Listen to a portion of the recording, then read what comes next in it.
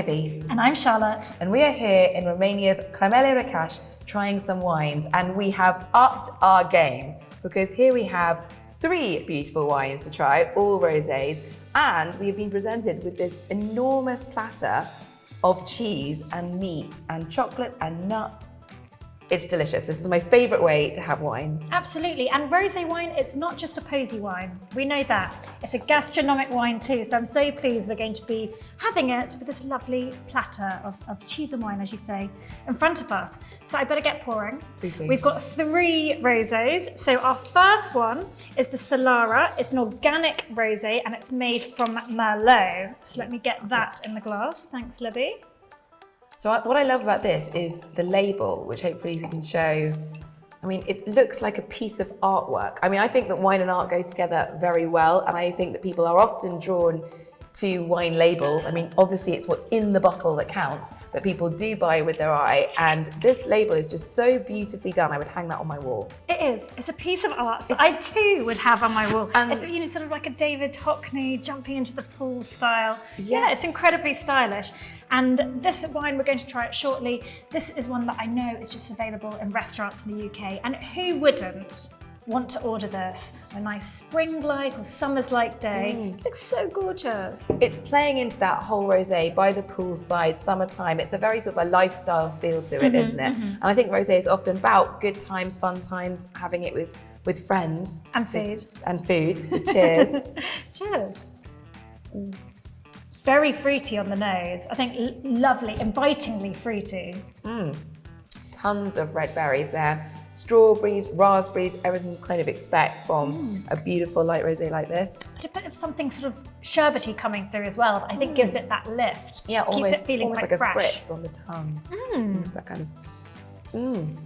Yeah, really lovely. And rosé is, as we said, always something that I go to when eating food because it's such a gift for any foodie. You've got, it can pair with so many things because of that fresh acidity and those rounded full fruit notes that you get. So this looks absolutely gorgeous.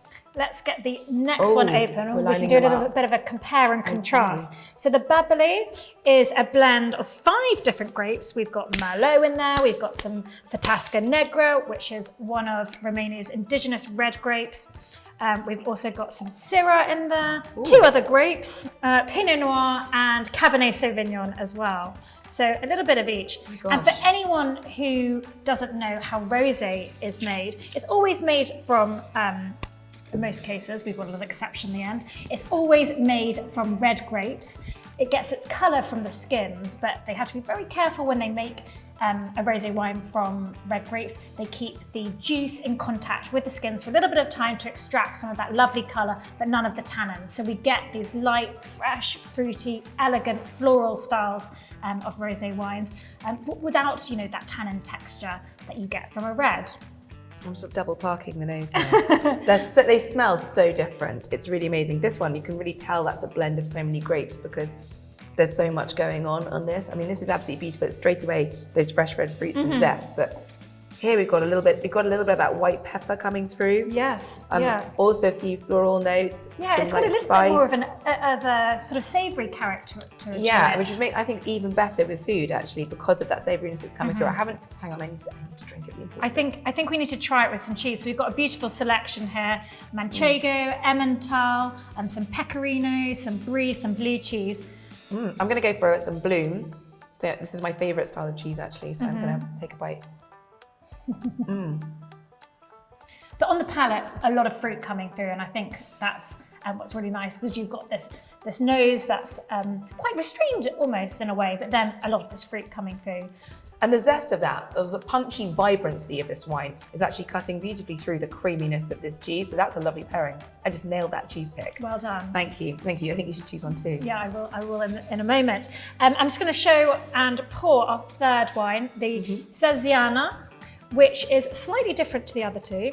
It is made from 100% Pinot Grigio. Now, you might be wondering, because I've just said our rosé wines are made from red grapes. But like many things in wine, there is a contradiction. There is. So Pinot Grigio is one of those rarer white grapes that actually, as it gets really ripe, it starts to go a kind of pink blush colour. So this colour from our rosé here comes naturally from the Pinot Grigio as it's become a bit riper and it's got that kind of pinky blush colour to its skins. And it's a slightly darker colour than the others, as you can see. It's sort of going darker. Now people have sometimes a mistaken idea that the darker a rosé is, the sweeter it is. But that really isn't the case. It's more to do with the grape skins and the skin contact. Exactly. How long you keep those the pigmentation in the skins in contact with the juice. That's where you're getting that. This is really good. This is really juicy. This is actually, my mouth is sort of, watering already. It's a really juicy, vibrant, perfect for summer wine, actually. Actually, though, it's got so much texture to it. I actually think it'd be really good in autumn as well. This could be quite an autumnal rosé. Though actually reading the back, and I hope I can take the time to do this, because it says that it's one of Romania's most beautiful local traditions.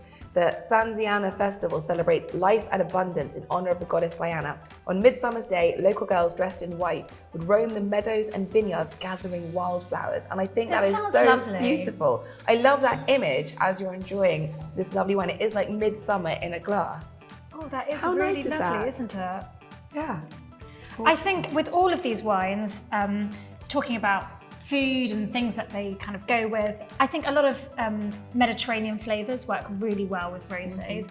So I often think, they're kind of pinky in colour, pair them with something that's pinky. So things like prawns, lobsters, but also tomato-based sauces work really, really well with rosé wines. They kind of balance each other out, they match and make each other seem even juicier. So I was actually going to say, like with the tomato base, it's actually quite good to use rosés to pair with trickier things like tomatoes, which can be quite a tricky pairing thing, or like crunchy bitter greens, things like a salad and stuff like that, or an earthy goat's cheese.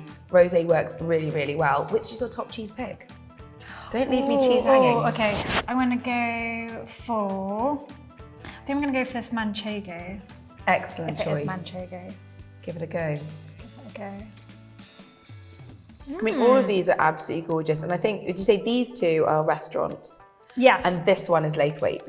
Yeah, our Babele is in Laithwaite's and it's under £10. So I know a lot of rosés these days are getting into that slightly punchier category, heading towards the £20 mark. Because of the trend. Because of this trend for, beautiful pale pink coloured rosés. But this is an absolute steal at under £10, and you'll find it hard to find something to beat this at that price point. Really, really excellent. I actually did, and I realised we might be going on too long now, but I actually did a blind tasting with a bunch of friends of a bunch of rosés from all different wineries.